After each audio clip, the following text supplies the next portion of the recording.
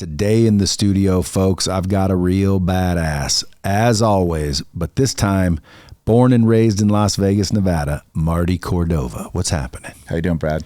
And folks, if you guys don't know this dude, then you're not a baseball fan. The dude played for the Twins, the Orioles. He was Rookie of the Year, batted .309. I don't know the bunch of stats, but dude was a badass. Yeah. MLB baseball player for a long time, got into real estate, I don't want to say invented, but started Bent Pixels, which literally, I mean, I don't know who started digital rights management, but that's a big thing. It is. Because, you know, people can, well, use Joe Rogan as an example. So you work with Joe Rogan, and when his started, before it was even popular, then he started getting popular. How do you control the rights to all of those videos or audio tracks running around?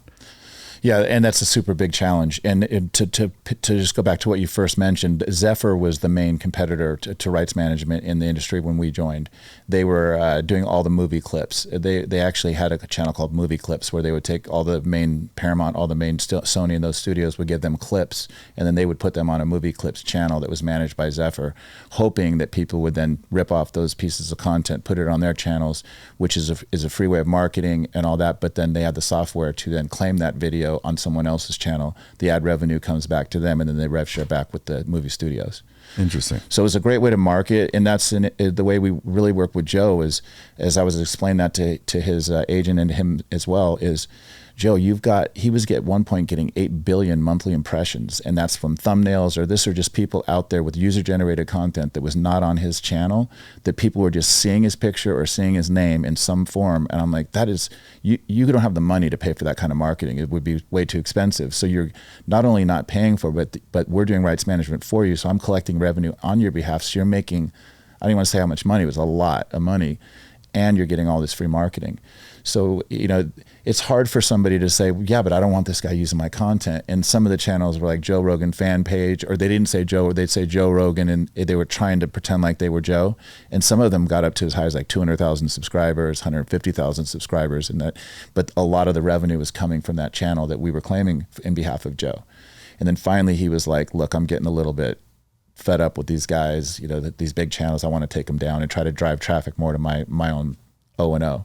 And so we did do that. What's O&O? Owned and operated, his official channels. You know, Sorry, yeah, his Joe Rogan channel, and then Powerful JRE, and then Joe Rogan Clips. JRE Clips was his other channel. Now he's been podcasting for a long time. Yeah, and we would all agree that he's probably the king of podcasts right now. Yeah, and I think it's everybody agrees that he's probably the number one podcast, and he's been for quite a few years now. Now, other than because he's a comedian, he's cool, you know. But why do you think that is?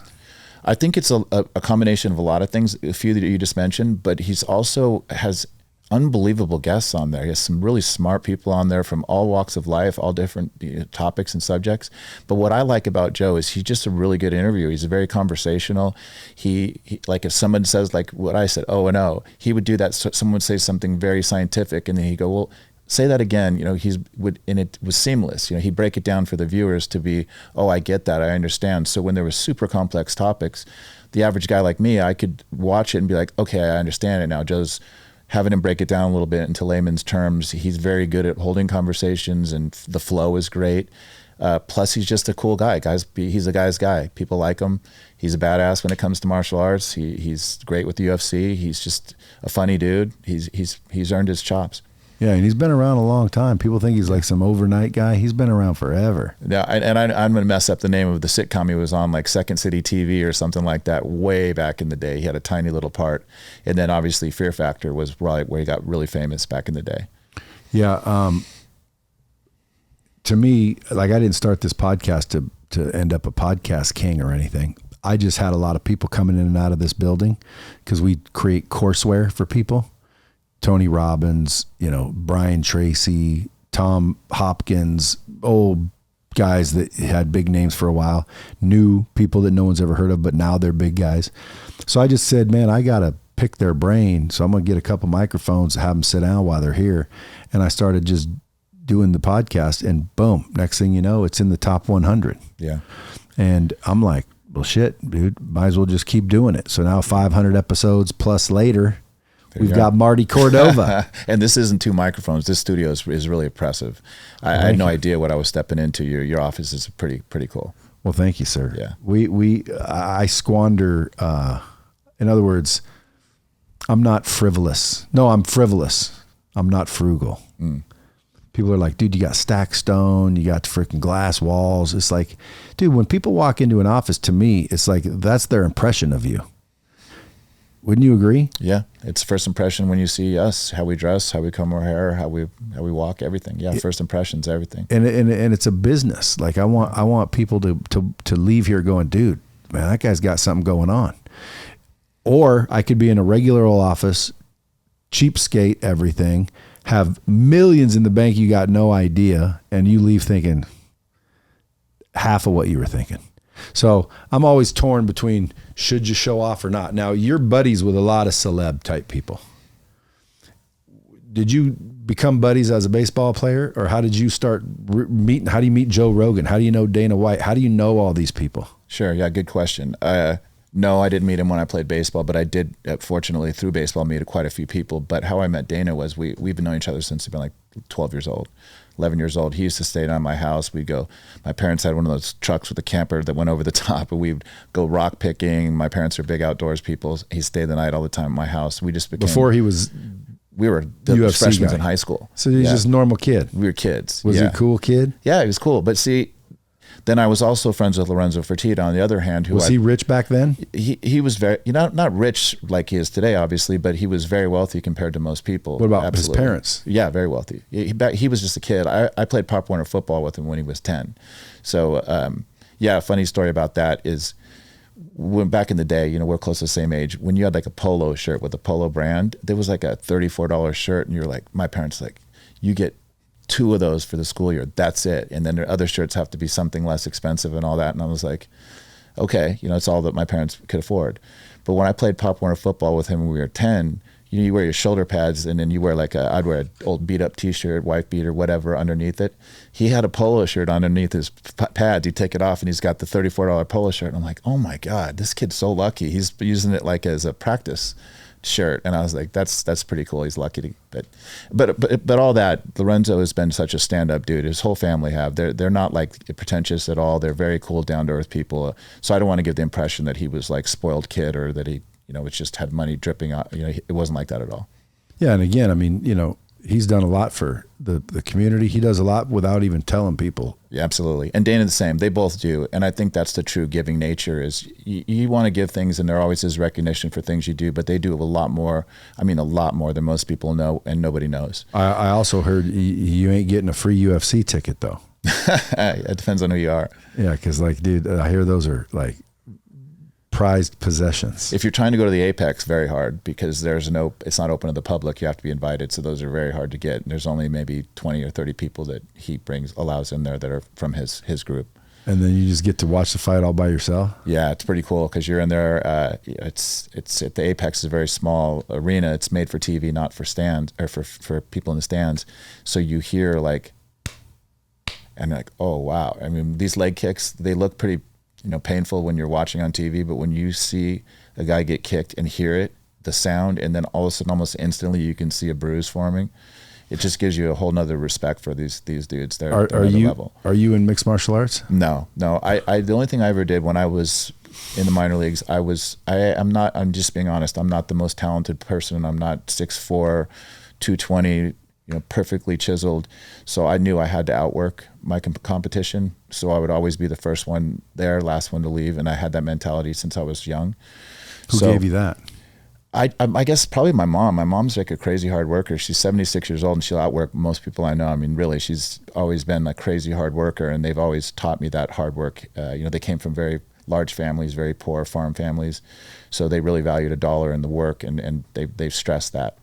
So when I was playing in the minor leagues, I would come home and train with Dana. Dana was a boxing instructor. He even was Floyd Mayweather's trainer back in the day before his father took back over. Yeah, believe it or not.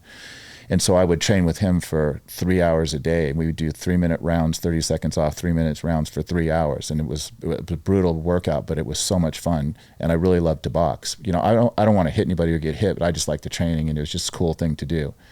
So yeah, that's kind of, I had this crazy work ethic, and I was able to actually get a chance to work with Dana and work out all the time. So it was cool. So back in high school, were you guys hoodlums or no? We did our fair share of trouble, put it that way. Yeah, we did dumb things, dumb drinking things, dumb stuff that kids do. But I kind of had two groups of friends because, like I said, I played sports, so I knew Lorenzo and those type of athletes as a young guy. And then when I went to Gorman, I was an athlete there. That's one of the reasons I went there. And then I met guys like Dana, who was an athlete. He was into wrestling and some other things, but he wasn't like a football player. It wasn't his thing. But yet we became really good friends because we were just normal guys. We weren't rich, and we just hit it off. And I had a real diverse group of friends. Some guys were sports, some guys that didn't even play sports ever. So it was really cool. Did you make big dough playing baseball? I made good money. I'm not going to say I didn't, but to compare to today's dollars, obviously, and the guys before me said that too. Like, I made. I mean, it's public knowledge. The most I ever made in 1 year was $4 million in one season. The guys that played before me are like, dude, if I had my numbers and now today, I'd make way more. And I'm like, yeah, I know, but I can say the same thing now today. If I had my career today, I might have made $150 million in my career. So the timing is just everything. Timing is everything. And it's only getting better because the union for Major League Baseball is so strong that they've always negotiated that it was like a 51-49 split of the total revenue. So the owners get 51, the players get 49. So as the industry was a $2 billion a year industry when I played, now it's a $9 billion a year industry. You've got that much more salaries to split up. So guys, the minimum was 109 when I played, and now it's 750, I believe. So it's like, it took me 3 years after being Rookie of the Year to make 750. So times have changed, and it's all. I'm so happy for the guys. I couldn't be more happy. I'm not one of those people that say, "Oh man, that sucks. He's making that. I was a way better player than him, and he's made 10 times more money." I'm like, good for that dude. Who's the local dude here? Bryce Harper. Yeah, Bryce Harper. Yeah, he's a stud. Like, he's making what? Yeah, he got a $300+ million contract. 300? Yeah, but he made a lot before that. He probably made $50 million or more before that. So. Yeah, that's just crazy. He's doing good for playing a game that you love. Yeah, it just tells you how there's only one right fielder for the Phillies, and everyone in the world can have that opportunity to have that position. So you can say he's one of the planet. What do you think produces those? Because like if you look at Archie Manning, he didn't produce one Super Bowl winning quarterback. He produced two. Yeah. So like there has to be something. There is, and I think there's a couple things. First, it's just good genetics. They have good genetics. Obviously, produce one son that's a stud like that, you're probably gonna have a couple. But then also, a lot of the ball players when I played, well, for example, is Pat Mahomes Sr. I played with him for quite a few years in Minnesota, and his Pat Mahomes Jr. was in our clubhouse when he was 2 years old, walking around. He had his blonde hair back then as a little kid, cutest little kid running around. I had no idea he was going to be one of the best football players to ever play the game. But my point is, these kids grow up in clubhouses around major league athletes, and it isn't then uncommon to them. Or like when I came up, I was like, major league seemed like miles away. I didn't know anybody that played. It was just like seemed so unattainable. But for these guys, they're taking batting practice on a major league field a lot of times as they're getting older. They're around these guys. They see that level of talent regularly, so that it's just like you're growing up with being surrounded by so much talent and so much access to things that other kids just don't. So now when they go play with these other kids their age, they're like, they're just a whole nother level above them. So I think it's a big advantage, not only the genetics, but also the experience you have being around the clubhouse, being around that atmosphere all the time. Now, when you said, or when this article, it's not an article, my team does a little research on it. It says, when you're done with baseball, you return to Las Vegas and got actively involved in real estate. Well, I'll piggyback off that. So when I was playing, a good friend of mine, Tom Santolio, he was business partners with him with Bent Pixels, and we've just been like family since we were little kids. Him and his father had Santolio Realty and construction, and while I was playing, we were buying 5-acre and 10-acre pieces on industrial, and then they were developing over the years through a bunch of different partners. So when it was real estate, I was more of a passive investor, but I had all of that knowledge of these guys for years. So you took money from baseball and said, I might as well invest it. Yeah. I knew from a very young age that you needed to have some, you couldn't just have, no matter how much money you have, if you just have $10 million and you don't have any recurring revenue monthly, you're going to be poor at some point. It's just the way it goes. Money goes a lot faster than you think. And so I didn't learn that for a long time. Yeah. That was beaten into me. Put it this way. I've never had a house payment in my life because my parents have always said, pay your house off. Don't have a house payment. And I know that's not always the best advice when interest rates are nothing and you can do something else with the money. But then sometimes people do something else with the money, lose that. Now you don't have a house and you don't have money. So I'd always felt that it was beaten into me. Just pay your house off, pay your car. I don't owe nobody nothing, and I never will owe anybody anything. I sleep better at night knowing that I have a house, I have cars, I have money in the bank, and I don't owe anybody anything. Feels good though. Oh yeah, it's you sleep well knowing that, and it's not a crazy amount of money, but it's enough to where I can live a very nice lifestyle, and I'm not one of those people. I don't need to have jets. I don't need to have. All those sorts of things. And one of the big reasons is because my friend's got him, so I just hang out with his. I'm kidding. But yeah, it is nice to that's what they say is, it's better than a jet, having a buddy with a jet. Exactly. Yeah. But we were talking earlier and you said you started doing not drugs, but drinking.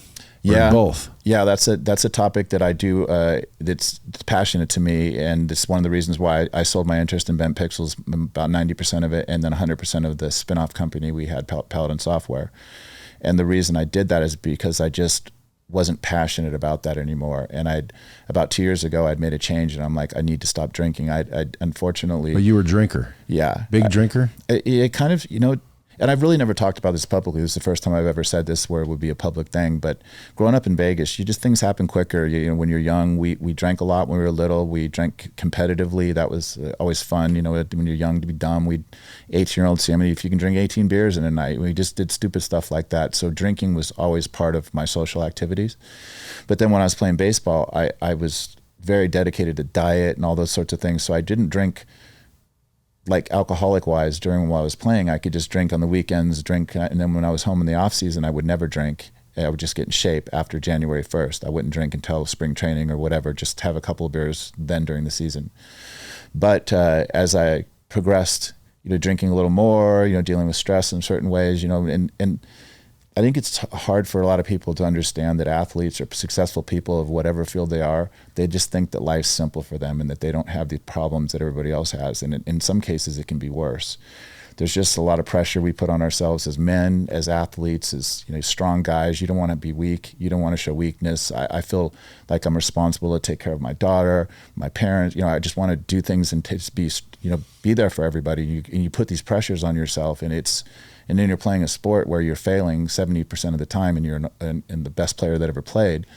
It's dealing with failure. It was just hard to do, and dealing with these issues in your life, and then things add up, and then you're starting to drink too much, and then this kind of progressed more as I was playing. And then towards the end of my career, I was like, I really honestly was like, I needed back surgery.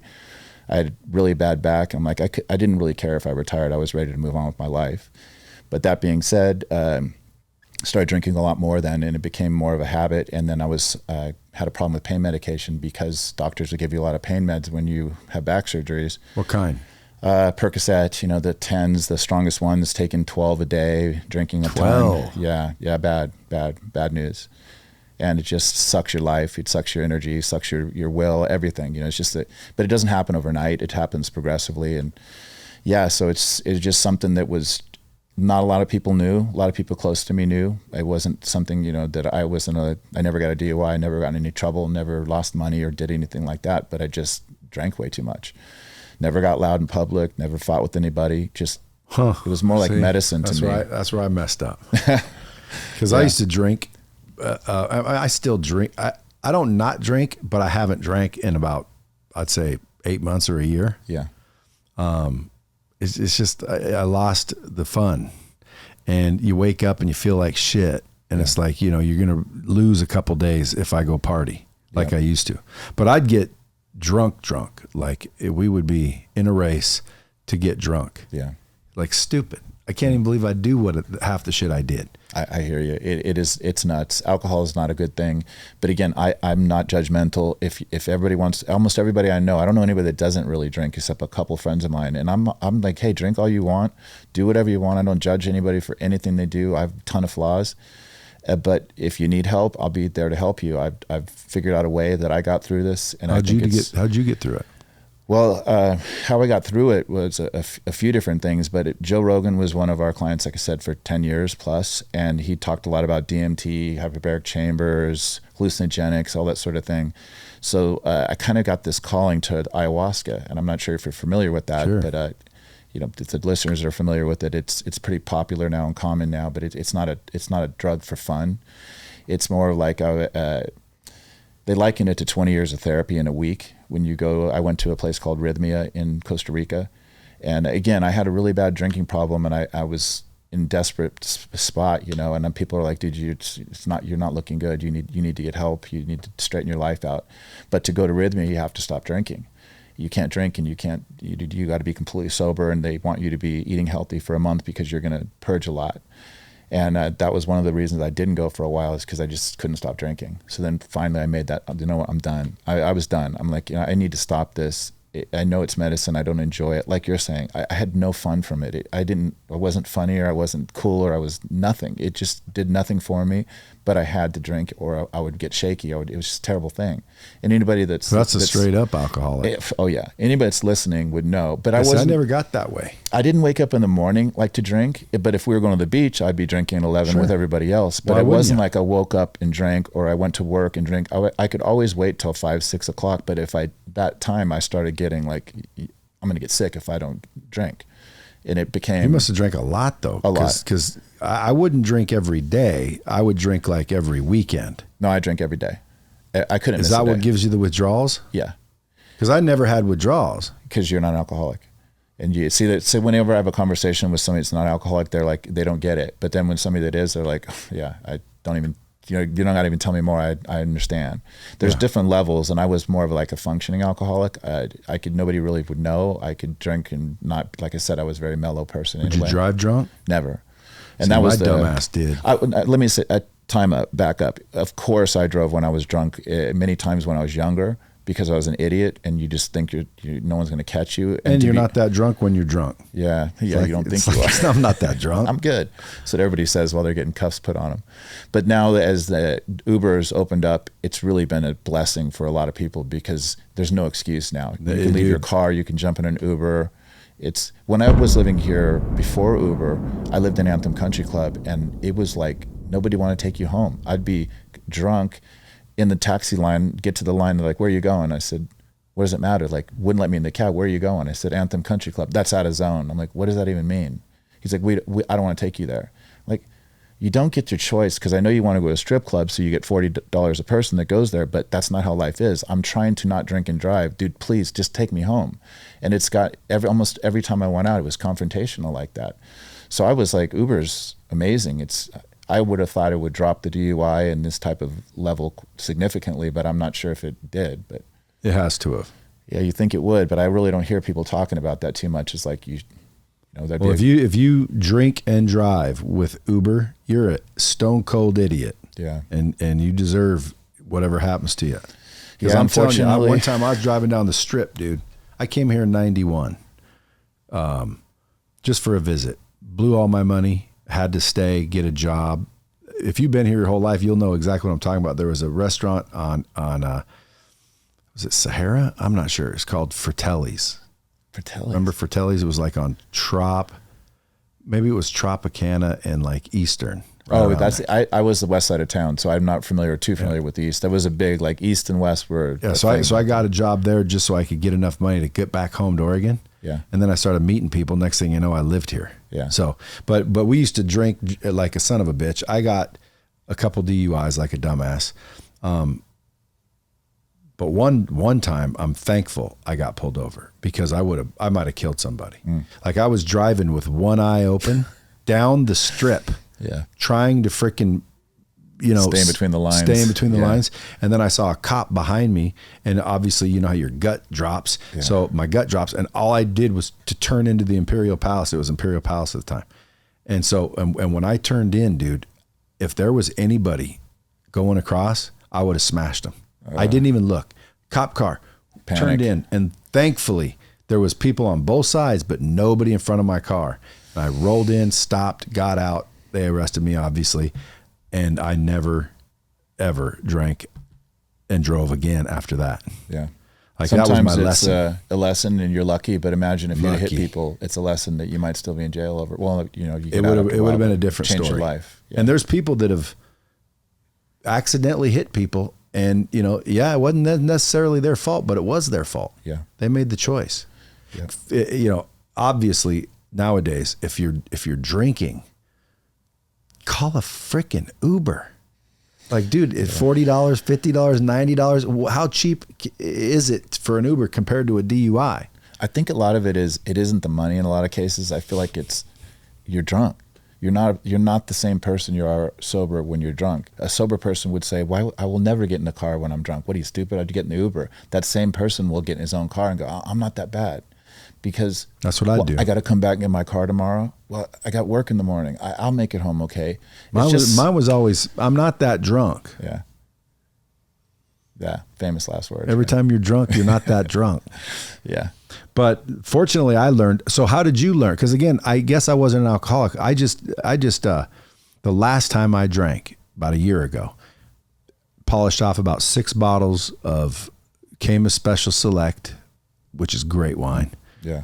With a couple of friends, my wife and a couple of friends.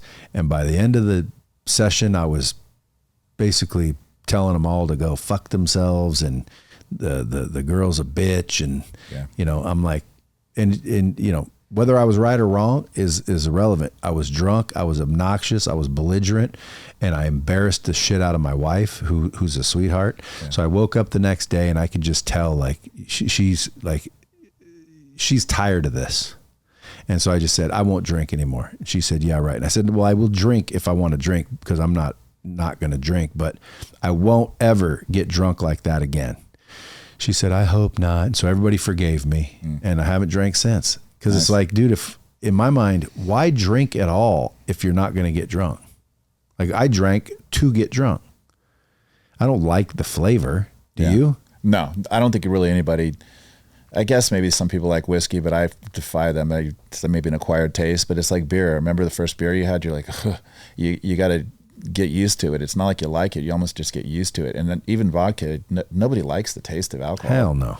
If they do, I mean, that's probably a problem. But I guess whiskeys and wines are a little different because they do have flavor, and you're just sipping them or tasting them. It's a little different. So you said, let me go do ayahuasca. Yeah.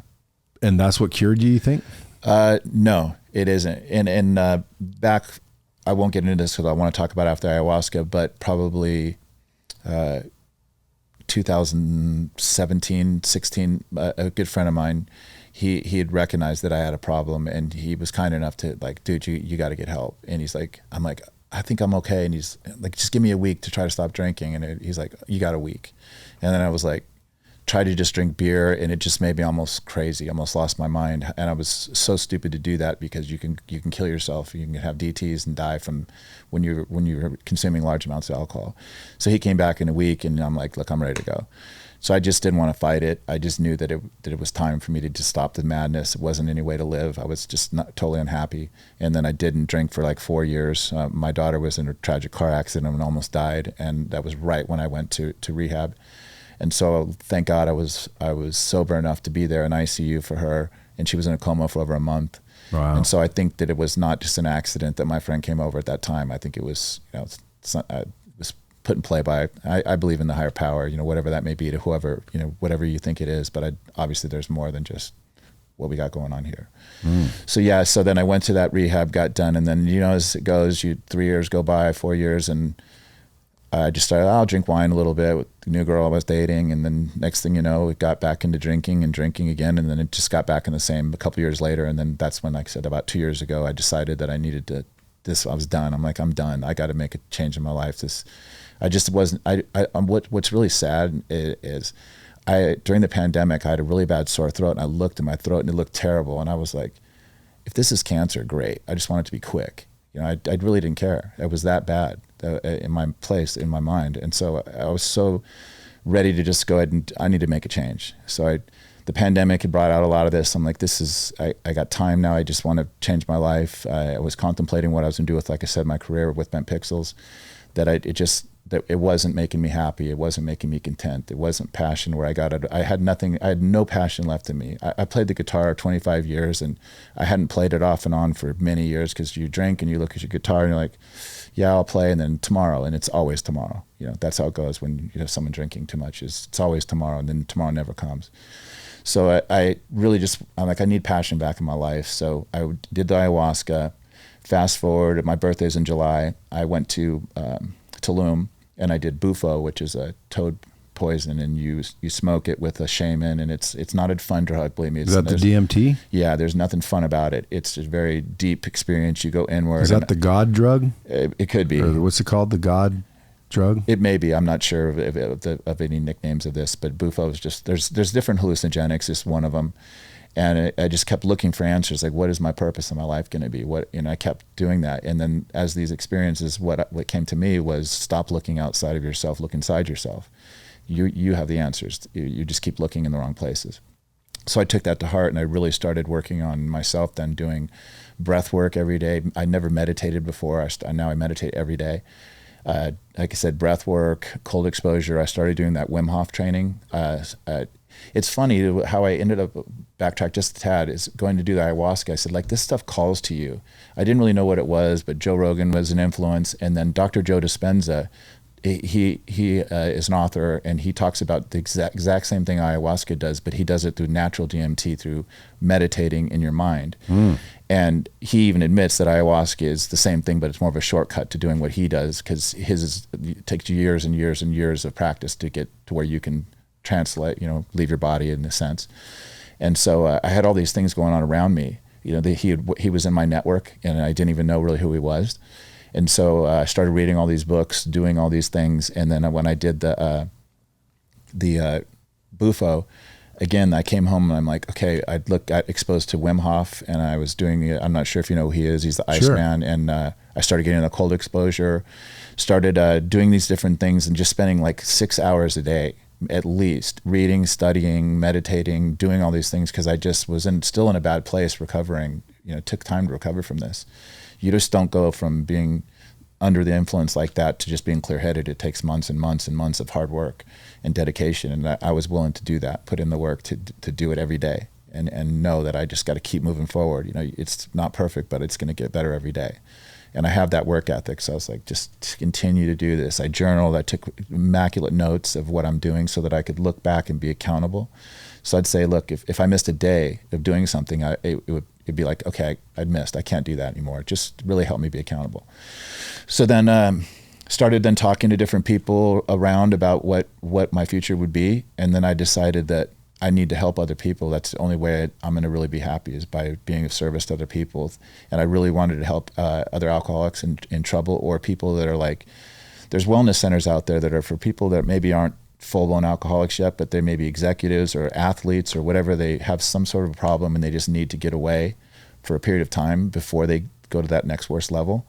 And it's a place where you do that infrared saunas, cold exposure, breathing, meditation, hiking, all these sorts of things, of just ways to just figure out why you're doing these things. Because at least for me, why am I drinking so much? Obviously it was something that I was unhappy in my life about. You're just trying to kill that part of you. You just don't want to deal with it. So to me, you really, if you don't figure out what that is and start to delve into your problems, and I know I'm not saying any groundbreaking things, but it's hard when it's you. It's easy to say, but when you're doing it, I got to figure out, why am I doing this to myself? What don't I like about myself? So you got to do a lot of deep soul searching, and this meditation and things really help me with that, to try to figure out, why am I so unhappy with my life when things are going so well? It just makes sense. Well, that's a perspective a lot of people don't have, though. Like I agree with you. Why am I doing this? There must be something. But some people, like I've asked, why would you do that? Their answer is, it's fucking fun. I fucking like it. I like drinking. I love drinking. And they're not thinking it's a punishment. They're thinking it's a reward. What would you say to those people? Well, I'd say maybe those are people. It was fun for me at some point. Drinking was fun. It's fun for a lot of people when they're not an alcoholic and when they're just drinking to have a good time. Great. A lot of my friends, everybody I know does that. They go out and blow off steam, have a good time, but then they don't get up in the next day and feel like they need to drink again and continue to do that. So to me, there's a difference between somebody, even like a person that drinks a lot every weekend or a couple times a month, and there's people that occasionally drink, but then there's people that drink every day. And the people that are drinking every day and are truly alcoholic, there's something deeply wrong, that they just don't understand yet. And that's what the ayahuasca really brought out, is it brings out, like, you go deep into trauma in your life, and there's 70 people at this place, all that are trying to figure out what is going on in their life. They're there for similar purposes, whether it be some women had some sexual assaults, one woman lost her son in a car accident, a young teenage boy. There's some 75-year-old couple that were there just to get more spiritual. It's all across the board, some drug addicts, some this, some that. But at the end of the day, everybody's trying to figure out what is the reason why they have this self-destructive behavior. And to me, I didn't want to try to, it's like, I don't want to fix a symptom, I want to fix the problem. So if you take depression medication or this, you're just really masking the symptom. And it's like, well, why do you have the depression? And I think a lot of people don't want to dig into that, and it's hard, or that it takes work, or maybe they're just like, I'd rather just take an antidepressant medication and get through life. But I'm realizing that's not the way I wanted to live. I wanted to be off of pain medication, drinking, be clear of mind, and my focus is better, my thoughts are better, just the way I deal with people is better, my interaction with other humans. I enjoy talking to people. Before, I wouldn't isolate, not talk to anybody. What do you think between the two was more enlightening? Of the bufo or the ayahuasca? I think they're both different in their nature, because the ayahuasca is, you do ceremonies, you're there a week, but you do 4 in a row on Monday through Thursday, and it's 12 hours the first 3 nights, and then like 16 hours the third night. And then straight tripping balls. Yeah. And it's not fun. It's torture. It really is. Cause you're there to break down your ego and to get back to that childlike kid you were, that your true essence of who you are, not this ego, not this thing you've developed, not this armor you've put on, and this fake person that you're pretending to be. See, what I have, because when someone says, let's go do ayahuasca, I always think no, and they say, why? And I say, because I don't want to shit myself. You don't. You don't. That's ego. You don't. And it also too, it's like, people say things, this and that. It's part of the experience. What do you mean people say things? People will say like, oh, you shit yourself. It's not that. People just hear things and repeat shit yourself, don't you? But you don't shit yourself. That may happen one time in the whole 4 days to one person. When you're going to go to the bathroom, you get up and you go to the bathroom, but you're going to go to the bathroom a lot. And it's good. Oh, I thought you take this medicine and all of a sudden you start puking and shitting and tripping. No, I'm not even. And close I've to tripped. accurate. I've taken acid before. This is a little different because it's a ceremony. This has been around for 10,000 years. It's an Indian thing.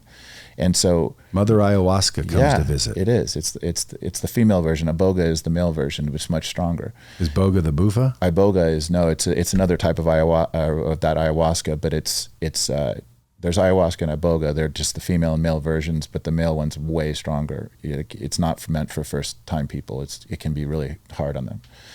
But but between the two, which one did you get more enlightened feeling? I got more out of the ayahuasca because of the length of it and because of what bad shape I was when I did it. Because it really jolts your system, and I can't even. It's just too hard to explain the changes in people. There's 70 strangers that go in there. Maybe a couple people know each other, but I've seen changes in people that were there that were amazing. What people that were angry or this way, and then it just completely melted away. You lose all judgment. You lose all anger and hatred towards people or towards yourself or towards whatever. I probably cried for hours a day. It was just, it's. Did anyone go with you? I went by myself. Is it advised you go by yourself so nobody sees you crying? No, it's not that at all. It's not that at all. The reason why you don't want to. It's my ego talking. Yeah, exactly. That it really is your ego talking there, because I don't care. I cry in front of anybody right now. It doesn't make me less of a man or a person. I don't care. It's just that's what got me in trouble, is holding these emotions in and acting like I'm something I'm not. I don't want to be a fake person. We all cry. We all have sadness, and we all experience these feelings, but that's really all they are, is feelings and emotions. They're not something that you should be ashamed or afraid to express. So the reason why you don't want to go there typically with your wife or say your family member is because a lot of times you're more concerned about what they're doing than working on yourself, and that's not at all why you're supposed to be there. You're supposed to be there for yourself and not be distracted or worrying about something else, or because that's a big problem there. Is a lot of times there's examples of somebody that's on the outside is screaming and moaning and going crazy, and you think they're possessed by the devil, and then they'll do this for 10 hours straight, and sometimes they have to be taken off by the shaman, and they do all these things to try to calm them down, and Then the next day, people are like, oh my God, you had the worst trip. And he's like, what are you talking about? It was amazing. I talked to my higher spirit for 10 hours. It was the best experience of my life. So the point was, what you see on the outside is not necessarily what's going on the inside. So you're better off minding your own business and worrying about yourself, or you miss the experience, is I guess what I'm saying. So I wanted to go there with no worries about anything but taking care of myself and trying to figure out, straighten my own life out. And then the toad juice, that, what I hear is like the second you take that, it's instant. It's similar to what I liken it to is when I just had an injection in my back a week ago, and you get this light when you don't get heavy sedated, you go under, but you're not like fully incubated. It's like that, but it's not like you go there, you're in a teepee, you're with a shaman. You're not there for fun. You're there because you're trying to figure out what's going on with your life, and you're trying to figure out how to better your life, and it's not enjoyable. So what you do is you sit there with intention and you talk to them, and I have about 20% Native American in me. My dad's like 40%. So this was in Mexico. It's a very Native American thing. Ayahuasca or all these sorts of things are. So this dude was Mexican, and we just had a really good conversation, and he did a lot of like chants and things in Native American stuff. And you smoke it, and when you smoke it, you just breathe it in like 15 times, and then the last one you just deep breath, and it's really similar to when you go under surgery. You just go down. You start to just black out. Next thing you know, who knows what happened. But you lay down, or there's a pillow, and you lay it down, and then you sit up, so he'll lay you down, because you can feel him like lay you down, and then you're just in another realm. You're just not really sure what time is or space, but I could hear him talking, and I could hear what he was saying, but I really had no concept of time and space. It's hard to explain, but it wasn't like fun. It was just because I was there trying to figure out, like I said, what's going to make me happy. What is my purpose in this life? And he's just, again, playing music, doing these things. It's 20 to 30 minutes, but you wouldn't know whether it was 2 minutes or 2 years. And then you just kind of come to a little more, and then he starts to tone the music down. The same way they do with ayahuasca, they run you through songs. There's like 5-10 minute songs, and they have a purpose. To either agitate you, to calm you down, or to wake you up or put you to sleep. That you go through these cycles, and a lot of it is, especially with ayahuasca, is like torture. They'll play a song, and there'll be a note that's out of tune, and it's like ding, ding, ding, ding, and it's like you're very uncomfortable. You've thrown up. You went to the bathroom a bunch. You're sweating. You're totally, and now this is like makes you want to run out of this Mayoka, where it's like a dojo that all these people are in. You're just so uncomfortable, but that's the point. They want to make you uncomfortable. They want you to be. It's got to be tough, right? So I guess when you talk about going to the bathroom and throwing up, it's like breaking down of your ego. So to me, I kept saying, I'm open for this. I'm surrendering. I just wanted my ego to go away. That was the goal of this, and to be reborn in your youthful, young self, that your true nature. So, but I think it's when you think you're doing something and trying to do something, it's really your ego working, and your ego doesn't want to go through this torture for it to go away. So I know this may sound crazy, and if anybody hasn't done ayahuasca or know about it, they probably think I'm a lunatic. But if you've done these types of things, you'd understand what I'm saying. It's not crazy. It's reality. It really is happening. And so as you're going to the bathroom and you're throwing up and you're doing this, you can just feel like you're starting to really surrender. You're really like, you can feel your ego's going. You're not putting up any fight anymore. But it does take a lot to break you down. Some people within an hour, they'll have this experience of their ego dying, and they're being they're all similar type. You'd say the death of an ego, and then rebirth of your true self, and everybody describes it a little differently, but it happens to about 90% of people while they're there. Some people on the first day, some on the last day. Some people, they go home and they'll have it like 2 months later, but majority of people have it there, and it's just different levels of how you have it. You plan on doing it again?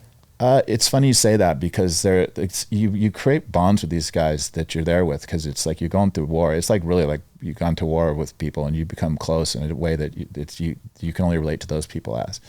And I felt a calling to do it at the time I did it. It wasn't fun. I needed it. I just felt drawn to it. It happened. I actually did it for a week. Talked to one of the shaman, and I felt like I maybe needed to stay longer. And then we talked a little bit, and then they talk in riddles. And then he's like, why wouldn't you? And then I gave him some dumb reason about the vaccine. And then he's like, without telling me, he's like, you stay. So I stayed there a week in country and just kind of assimilated of what you're like an open vessel. Everything, the noise is loud, everything's so much more intense, and so you just kind of decompress for that week. And then I went back and did it another week, so it was 2 out of 3 weeks. It was really super intense of an experience. So that being said, to answer your question, is they kind of say some people come every year, like once a year, to do a cleaning. But and then one of the guys I was pretty close with, he's like, do you want to go back? And this was like in May, and we talked about this like 6 months ago, and I said, I don't feel the need to go back. I don't want to do this just to go do it. It's not something that's fun. It's not something that's recreational. It's a purpose for it. And I feel like if I don't need it or feel like I need it, then I'm not going to do it. So I told him, I'm like, look, I may go to Costa Rica if you want to go, and I'll surf with you because it's cool there, and I learned how to surf there. So I'll do that, hang out. It's a beautiful country. But I'm not just going to do ayahuasca just to say I did it, or because you need a yearly checkup. I don't think it's for me that way anyway. So that, to your belief, is what said, okay, I'm done drinking. So now you're done drinking. Yeah. And you said that was only 2 years ago. Yeah. So like if I'd have met you 5 years ago, you were a drinker. Yeah. 3 years ago I was a drinker. Did any of your friends say, dude, I don't like you anymore because you don't drink? No, because I was just a nice guy. I have such a mellow personality that I never got loud. I didn't fight with anybody. But I mean, sometimes people have friends, and as soon as you decide you're not going to drink, some friends decide not to hang out with you anymore. Why? Well, because they want to drink. Yeah. And so now, freaking Marty ain't drinking. Hey, let's go. Someone call Marty. Let's go out. No, don't call Marty, dude. He don't drink. Yeah. Unfortunately for me, we're not 20, and we don't have immature friends like that to where they're like, beer pressure, drink. My friends are like, dude, you need to do what makes you happy. And if you got a problem drinking, don't drink.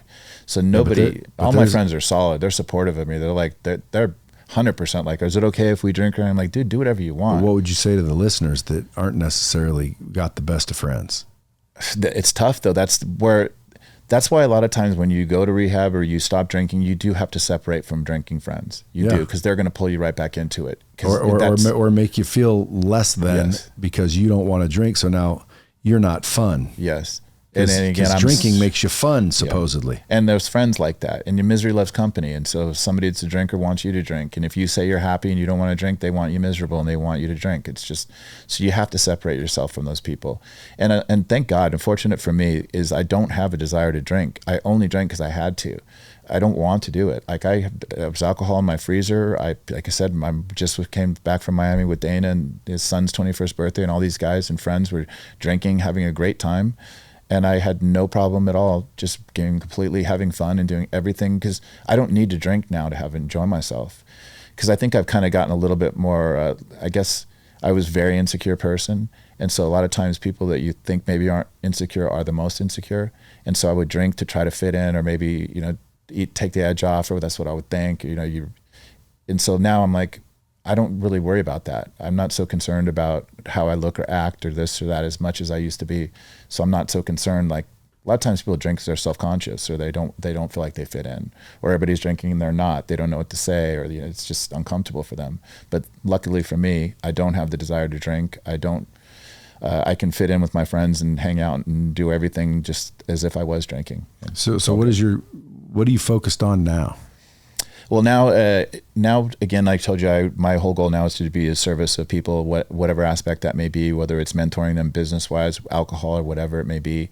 I wanted to take some time off after I had sold out of Bent Pixels and Paladin Software to just kind of work on myself, get myself right. But even that being said, what I do want to do eventually at some point is open up a rehab center. I've been toying around with this and doing a lot of investigating, a lot of due diligence of what that would take. And I have some good friends here that are in that industry. But the first model we did just didn't work out. So I'm not pushing anything. If it happens, it happens. I'm going to let it organically happen. And that would be an ultimate goal, because I just feel like the rehab centers around the country, obviously everybody knows they're like a 10% success rate, which is terrible.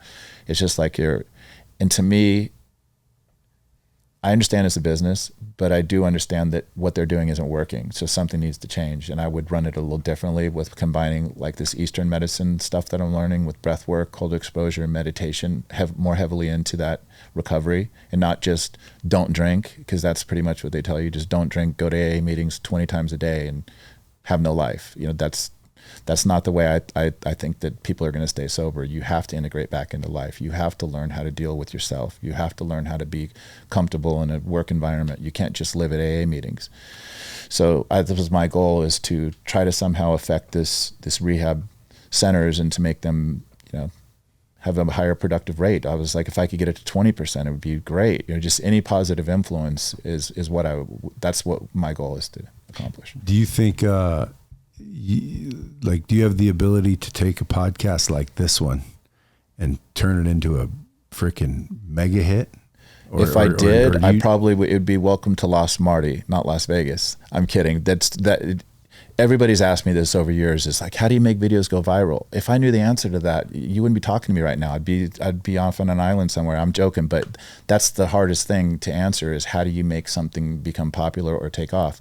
And there's certain ways to do it. There's a lot of ways you can change, like the descriptions, titles, all those sorts of things on a YouTube channel you can do. But at the end of the day, the talent has to be there. There has to be interesting topics. And unfortunately, a lot of times, like, over the years, we've had people that want to have like medical, we have surgeries, we can do this. I'm like, that stuff is really cool and I love it and I'm interested in it.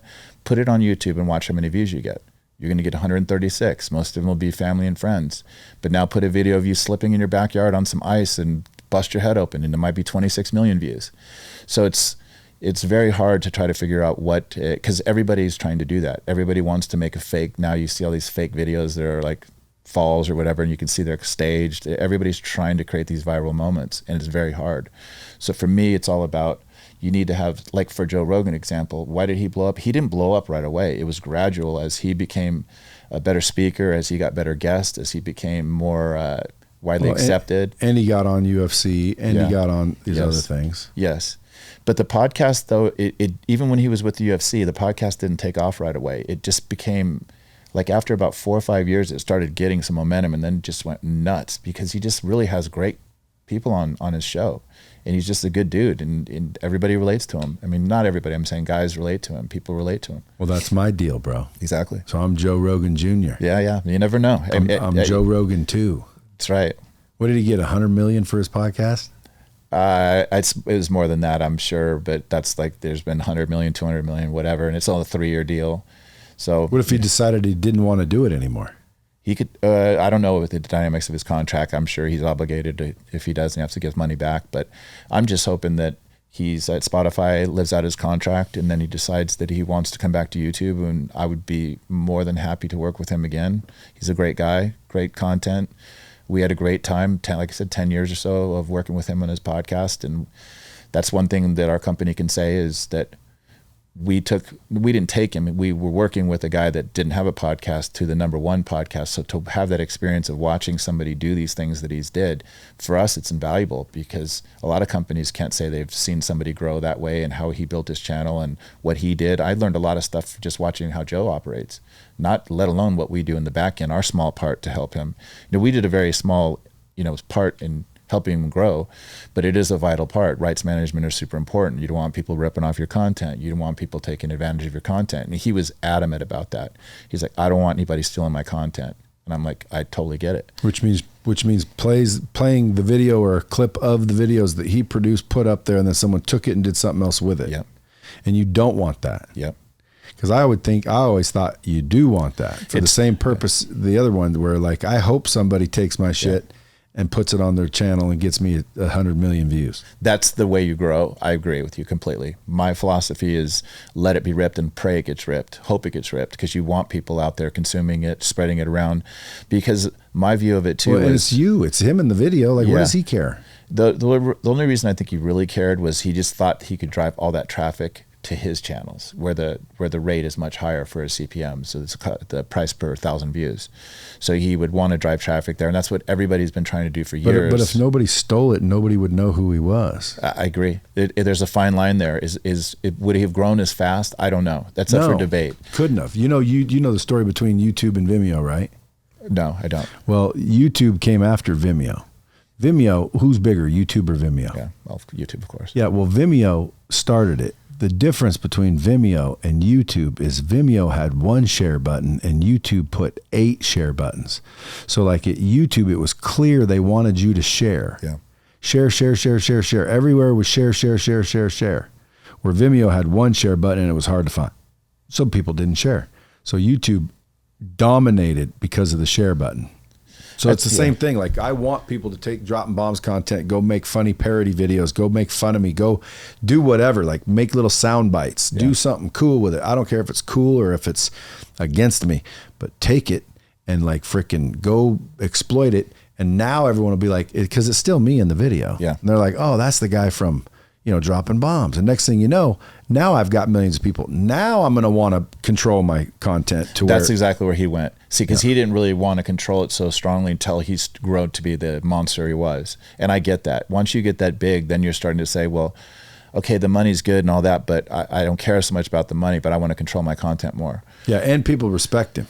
Yeah. Like, dude, the COVID thing went on. Dude, as soon as I watched his thing when he got COVID, as soon as me and my family got it, I called up, boom, I want the antibodies, I want the freaking ivermectin, I want the freaking hydroxychloroquine, I want the cocktail, I want the glutathione push, I want all the vitamins and everything that Joe did. Yeah. And dude, ironically, gone, like very, very quickly. Like, I started to feel like, there's a whole story, but like my back started feeling like I was carrying shit all day. And then next thing you know, I have 103 fever and I can start to feel like shit. So instantly, thanks to Joe, I knew exactly what to do. Yeah. And Joe just straight up told everybody, here's what I did. Like, and then everyone came down on him. It's like, dude, Joe's just a stand-up dude. Yep. And Dana and him are very similar in thinking, and Dana's the same way. He took all of those things. He shout at the top of his roof, you need to take these things. I got it as well. Some of my family members got it. He's the same thing. You take all of that stuff. And why wouldn't you? Yeah, well, you would if you thought it was going to hurt you in some way, shape, or form. But these drugs, a lot of times, the perception out there in the public is that it will hurt you when it's not true. So I'm not here to debate that one way or the other. I just want to feel better. I just don't want to die. So my philosophy was, I want to take everything that I can to try to save my life. And I'll leave it at that. That's right. That's how I feel. And I think anybody should be allowed to take whatever you want as long as it's a legal drug and it's to try to help yourself. Who's to tell you don't believe in whatever? It's your choice. Yeah, I mean, last week someone walking around this office with COVID, and I'm like, dude, like, people still think COVID's not real. They're like, it's just the flu. Yeah. Guys, I had it. It wasn't the normal flu. No, it is a normal flu. But again, I don't want to be scared of it and live my life and like we did for a few months. It was terrible. Well, the media's tried to scare us. Yeah. But I wasn't really ever scared of it except for the first 30 days. Because, dude, I was sitting here in Vegas and I saw them taking cash out of casinos. They've never done that in the history of the world. They shut down Las Vegas. Yeah. Never done that in the history of the world. I thought, dude, these guys are playing it. They don't want panic. So they're playing it down. I thought, we're in some big ass trouble. Yeah. I could see how you would think that. I thought a lot of people are about to die. I went home. I shut the door. I didn't want no one coming over. I didn't care who you were. If you were outside the house when I shut my door, then you're going to be outside the house. Because otherwise, why let certain people in if it's a big scary thing out there? Yeah. So for the first 30 days, dude, I went in lockdown. We were spraying our boxes. I wouldn't touch shit for 3 days. Like, I was sitting there literally thinking, dude, this is going to get real bad. I agree. I was scared of any inanimate objects going to kill me. I'm like, it's like, really? But you know what? That's what do you think? Because I agree with you. Sometimes the message out there is to downplay it when it's like way worse because they don't want to cause crazy panic. So you're not sure. And then my little girls, like, they'd want to jump on me and talk to me, and it's like, you don't want them talking in your face anymore. Yeah. Why? Well, because they could be giving you COVID, or you could be giving to them. It's dumb, but I'll tell you. I'm sure, I don't want to say grateful for it, but business helped me because a lot of my online learning blew up. You can't get COVID through virtual training. Yeah. So it helped me in business, and that allowed me to do other businesses, and so at the end of the day, dude, there's a silver lining to every cloud, I would imagine. Yeah, I agree. So Right now you're just taking it easy. Yeah, I'm just right now still working on myself, just doing my thing. I still work with Bent Pixels. I work mostly with the UFC guys. We're bringing on some fighters. So working with that angle, working with some of the DraftKings of the world, those type of businesses that pair well with those guys, doing some stuff, trying to get some ex-athletes some work too. There's some golf tournaments and things that we try to get guys, small gigs for, just anything to try to build a relationship with brands. So how can the Bomb Squad help you? I'm happy to be on here. Honestly, anybody that, I guess if anybody has content that they feel that they would like to monetize and that they have a channel and it's their content they own, obviously you can reach out to us at Bent Pixels. We'll be happy to manage your channel. Our strong focus is we have almost all the esports teams from like FaZe Clan team with all those teams and all their players. So we did partnerships with the team owners, and then it incentivized them to then bring their players who were with all our different competitors. Our competitors at Bent Pixels will be like Maker Studio, who was bought by Disney for like $1 billion, but didn't quite get to be that amount. Full Screen, who was bought by AT&T, Broadband TVs, and out of Canada, they're another big group. Omnia Media, they have all sorts of creators, from gaming to celebrities to whatever it may be. Why Bent Pixels? That was the founder of the company. His name is Mike Puzzateri. He had started this company, and he was how we got together was Anthony Bonifazio is a local guy here. His dad used to be the VP of Sahara. His mom's one of the Kim sisters. So he's a cool dude. We played football in high school together, known each other forever. So me, him, and Mike got together. Mike had already had Bent Pixels as a company formed, and he was one of the very first Apple developers when there was maybe only like 100 apps. Now there's millions. And so he was doing like meditation apps and that sort of thing. And then we're like, well, maybe we could get together and use our know of people and celebrity people we know to try to build something more. And we did like Kevin Hart and Shaq's mobile apps way back in the day, like 12 years ago, and then realized that wasn't a reoccurring revenue business. It was just one-offs, and there was no way we would ever be sellable or really we could make money. So Anthony, who was friends with a guy named Key Lee, who was the head of agencies for Google, which is head of all their sales for their New York office. He had like 3 of the top 5 sales in history of Google. He became friends. Anthony was friends with him, and then he introduced us to the group. And Google owns YouTube. He reached out to some folks at YouTube and said, "Look, these guys have these kinds of talent. Would you want to bring them over to YouTube and give them the tools to build a network?" And that's exactly what happened. We started out bringing Shaq over there. We had a Comedy Shaq channel that YouTube did $100 million. I don't know if you remember this. It was a long time ago. They gave $100 million to like 25 creators. From Tastemade to Shaq to all different people. They were trying to get celebrities, real talent, to put their content and make it on YouTube. But they knew this was mostly a marketing ploy, that maybe 2 to 4 of those 100 would actually make them money. But it just got legitimacy to the YouTube platform, and just the media attention alone was a lot. So we were part of that offering. And so we brought Shaq over there, and he did Comedy Shaq, and it wasn't a big success. It wasn't something he was focused on. And so, but the point is that opened the door for us. And then we started partnering. At one point when YouTube they didn't have restrictions on monetization that they do now, we had like 40,000 partners. We would partner every channel that we could. It didn't matter whether you made a penny or $5 or $5,000 a month. We just wanted creators. And then now we're down to probably like 600 just really solid creators. YouTube's completely changed since we started, and 95% of the channels don't even monetize on YouTube that did.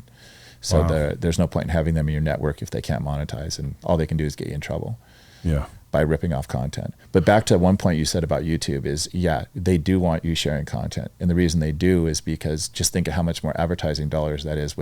If you can have Joe Rogan's one podcast on 10 million channels, and now you get to put ads on that, then they make all that revenue because they get 45% of the ad revenue. So they're like, we just need content. So they hope it gets shared. But what they say to Joe Rogans of the world or movie studios is, hey, we can't stop people. We tell them not to rip off content. Don't upload it if you don't own it. But we provided you with this claiming tool, and you can get your team to go out and find these videos, so you have the ability to locate these pirates if they rip your content off. But it's not our job to do that for you. It's your job to do that. To police your own content, we're giving you the tools.